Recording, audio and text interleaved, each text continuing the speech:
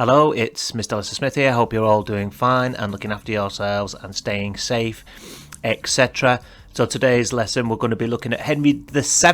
So I hope you've got the resources ready there. I apologise if there is any background noise. By that I mean screaming children, because that's kind of what my house is like at the moment. So let's get right into it. You remember from last lesson we were introduced to Henry, the Earl of Richmond. There he is there, popping up. And he defeated Richard III at the Battle of Bosworth. Well, following that victory, Henry was then crowned king. He was crowned Henry VII, King of England. Henry didn't waste any time and he promptly married Elizabeth of York. There's the happy couple there. Remember, Elizabeth was from the House of York and Henry was from the House of Lancaster.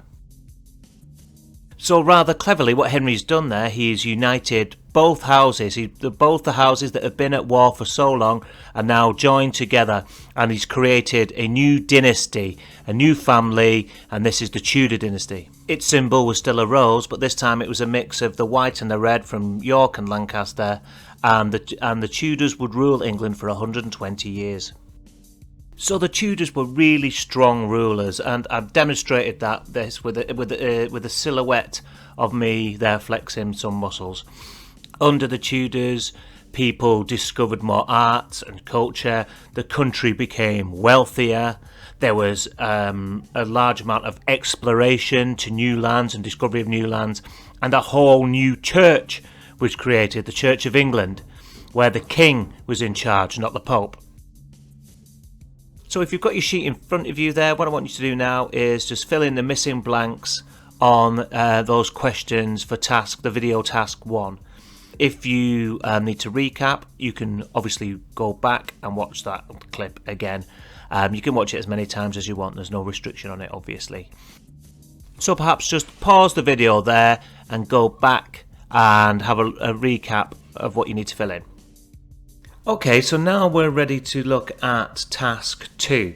So for task 2, you've been given a table on your sheet there, and that has 3 columns with 3 different headings. The first column is for strong position, the second column is for economic reform, and the third column is for foreign policy. Policies are ideas or plans to deal with something. So in this case, how would Henry deal with foreign powers, other foreign countries? So now we've got our table sorted and our columns sorted, which by the way you can copy out again if you want to, or you can use the version that you've got there. It's up to you, whichever you're most comfortable with. I'm going to give you some statements that are to do with Henry VII and some reforms he made. Now, we've come across the word reform there earlier. Reform is a change that you make to something to try and improve it, right? So Henry was making changes to England to try and improve it, and we're going to have a look at whether he was successful at that or not. So we're going to go through one of the statements together, and hopefully it should be clear on what you need to do going forward with the rest of them. So let's take a look at an example we've already come across. So this is Henry marrying the Elizabeth of York. We need to consider which of the columns on our table this might go under.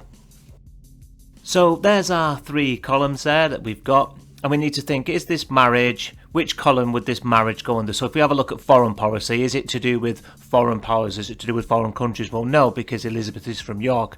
It's in the north of England. It may seem a foreign country to you, but it isn't. It's still in England. So it's not foreign policy, so we can get rid of that. Is it to do with money? Well, it might be to do with money, I guess. You know, she's a powerful person. But I think it fits better in the strong position column, because now we've got Henry is merging the 2 houses together, isn't he? The House of York and House of Lancaster are no longer fighting, and they're working together, making his position stronger. He doesn't have to worry about having a war with anyone. So I would write it in that column, and you don't need to write a lot. So what we're going to do now is I'm going to show you some other examples of how Henry made reforms in England. You can pause the video, think about them, you can take your time with it and decide which column do you think each of these statements might go under. And you don't need to write a lot in each column. Is it foreign policy? Is it strong position? Or is it economic policy?